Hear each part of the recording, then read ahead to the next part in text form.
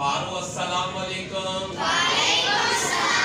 अॼु असीं समाजी अभ्यास जे बाब नंबर 5 ऐं 6 मां क्विज़ जो मुक़ाबलो करे रहिया आहियूं। क्विज़ जे मुक़ाबले जे लाइ असां छोकिरियुनि जी टीम ए ठाही आहे ऐं छोकिरनि जी टीम बी ठाही आहे। ॾिसो त इहो मुक़ाबलो केरु थो पुछे। सवाल नंबर पहिरियों छोकिरियुनि जी टीम आहे, आज़ादीअ लाइ जदोजहद कॾहिं शुरू थी?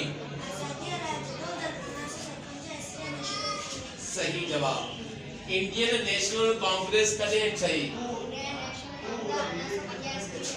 सही। बंगाल जो वरांगो कॾहिं थियो? सही। ऑल इंडिया मुस्लिम लीग कॾहिं ठही? सही। लखनऊ ठा कॾहिं थियो? सही। कुल जमाती कॉन्फ्रेंस कॾहिं मुनक़द थी? सही। कायदे आज़म 14 नुक्ता कॾहिं पेश कया? सही। दार मुस्लिम रियासत जो तस्वुर कंहिं पेश कयो? सही। आज़ादी जी जंग कहिड़े साल में लगी? 1857 ईस्वी में। सही। पाकिस्तान जो ठहराव कहिड़े सन में मंजूर कयो वियो? 1940 ईस्वी में। सही। बर्तानिया का पाकिस्तान ऐं हिंदुस्तान का इक़्तिदार जी मुंतकिली जो ऐलान कंहिं कयो? सही। उर्दू पाकिस्तान जी क़ौमी ॿोली कॾहिं करार ॾिनी वई? 1948 ईस्वी में करार ॾिनी वई। सही। कायदे आज़म मोहम्मद अली जिन्ना कॾहिं वफ़ात कई?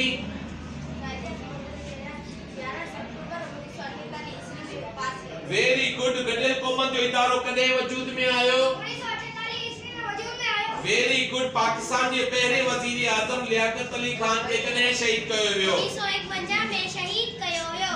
बांग्लादेश कॾहिं वजूद में आयो? बांग्लादेश 16 सितंबर 1971 में आज़ाद किया है। सही। जुल्फ़िकार अली भुट्टो खे कॾहिं फांसी ॾिनी वई?